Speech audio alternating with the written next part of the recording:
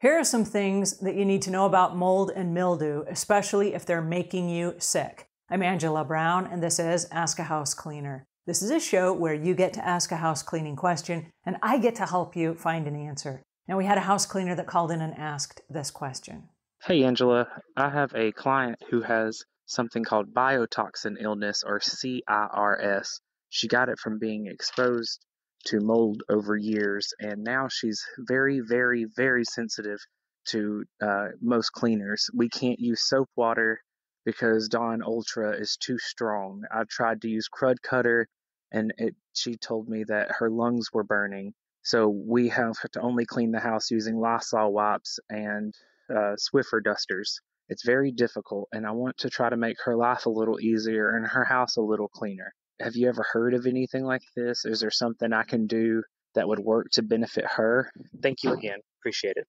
All right, what a great question. Yes, CIRS stands for Chronic Inflammatory Response Syndrome. And the biotoxin illness that you're talking about is real. It's created from mold and mildew is found in our homes in damp, dark areas. So if you live in an area where there's a lot of humidity out in the air, or you are prone to live near the water, or if there are hurricanes and floods and that kind of stuff, you probably have some mold in your house. It's not rare, but you need to be aware of it and you need to act on it immediately. All right, before we talk about the cleaning part, I want to talk a little bit about some of the symptoms of biotoxin illness so that you can recognize them. Then I want to talk about some home remedies that we can do to prevent the mold in our homes. Then we'll talk about the cleaning solutions. You can skip ahead by using the timestamps in the show more underneath the video.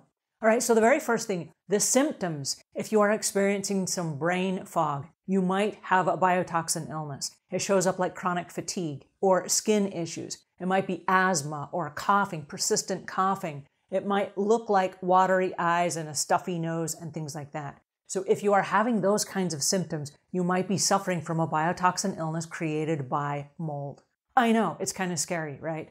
All right, so the first thing that we want to look at is we want to look at the home that you live in. So is your home susceptible to leaks and cracks? The first thing we want to do is go around the house and we want to do a sweep for any open areas. That's going to be little cracks that are around the windows or underneath the door where humidity can come in, or when it rains that moisture can come in your home. We want to seal all of those up. We also want to check all of the water outlets in your house. So every faucet that turns on. We want to check the rings around the faucet. We want to look underneath the sink. We want to make sure that nothing is leaking. If it starts leaking into your floorboards or underneath your cabinets, that can create mold and you never even know that it's there, but it could be making you sick. I know, it's scary, right?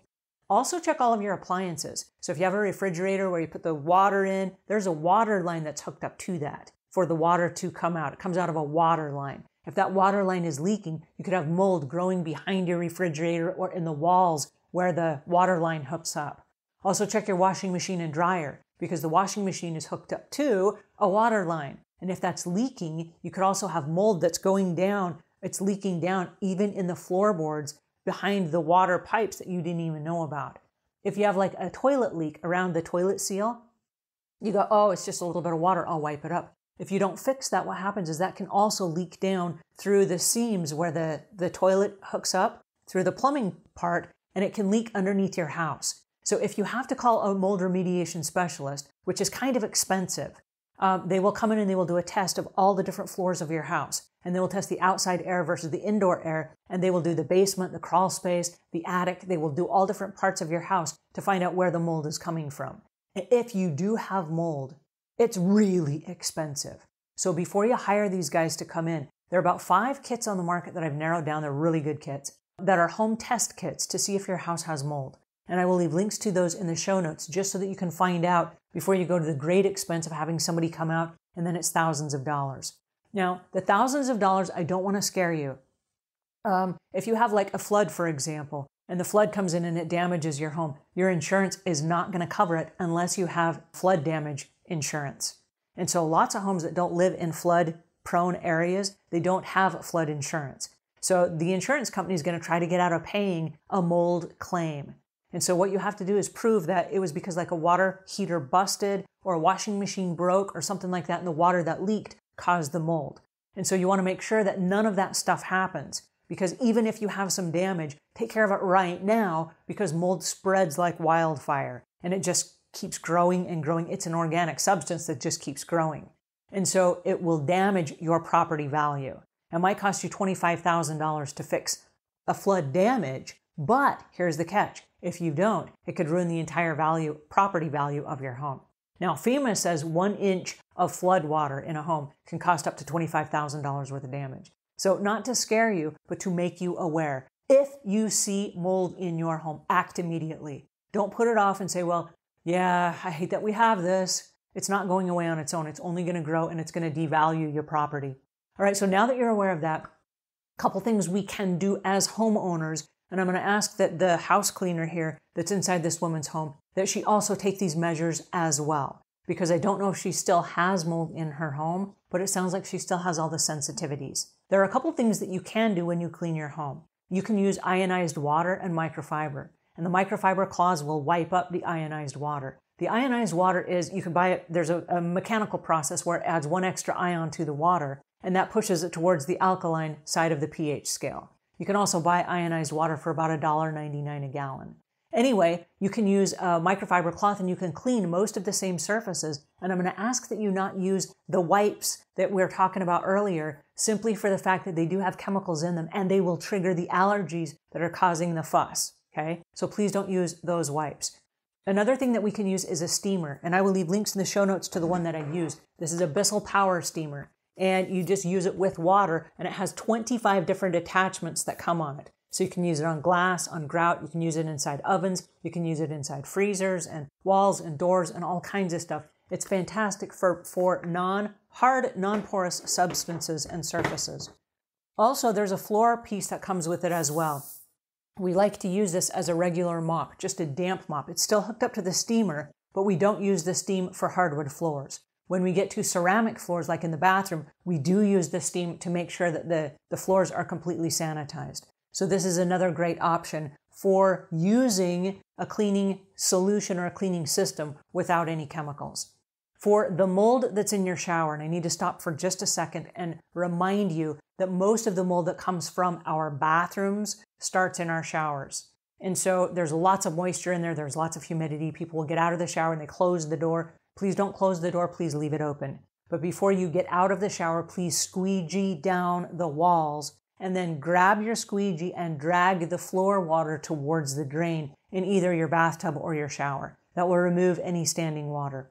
As you're getting out of the shower, if you will take hydrogen peroxide in a spray bottle, and I'll leave links to these in the show notes as well.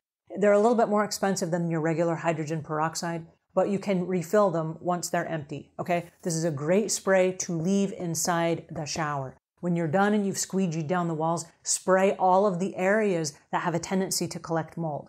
Because what the hydrogen peroxide does, it's an odorless chemical, and I'm going to ask that you not use bleach and you do not use vinegar. Okay, both of those will really mess up your sinuses because they are so strong. But the hydrogen peroxide is odorless. It will not affect your breathing. Okay, the hydrogen peroxide oxidizes the mold and it decomposes it and it breaks it down. But you got to leave it on for about 10 minutes. So as you're getting out of the shower, the first time you do it, if there's visible mold, spray it, leave it, and then go in and scrub it all down, hose it down, get rid of it. And then every time after you get out of the shower, spray the areas that collect the mold. And this will keep decomposing it and keep it at bay, okay? So those are some homeowner things you can do right out of the chute. For the professional house cleaning company, I'm going to recommend that when you do clean, you still use your Swiffer duster, but that you use the ionized water and you use the steamer, because that will help you clean the house and keep the house at a maintained level where the chemicals are not disturbing the customer. Because we want to make sure that we honor the customer's illness and that they're not getting more sick because of things that we're bringing into their home. I will warn you, if for any reason you have a home that is really terrible, and I'm not talking just about mold, but it's got all kinds of gunk and nasty stuff and soap scum and whatever. If you have to come in with a series of chemicals, you can remove the plants, pets, and people, and you can use your really strong chemicals while you're wearing your personal protective equipment. And you can use an ozone generator to eat up and decompose the chemical smells that are inside the house as you leave. So it's a huge process. It's a special project. It's kind of like the mold remediation thing on a smaller scale. but it will remove all of the extra stuff that you brought in. From then on out, you can maintain it with your ionized water, your steamer, your hydrogen peroxide, things like that. So we want to be very, very careful that we don't reintroduce new chemicals into a home. All right, those are a few things that you should know about mold and mildew and how to interact with them if you find them inside a property, and how to remove them and how to clean around them. I hope this helps. If it does, give us a thumbs up, leave your questions and comments in the notes below, and until we meet again, leave the world a cleaner place than when you found it.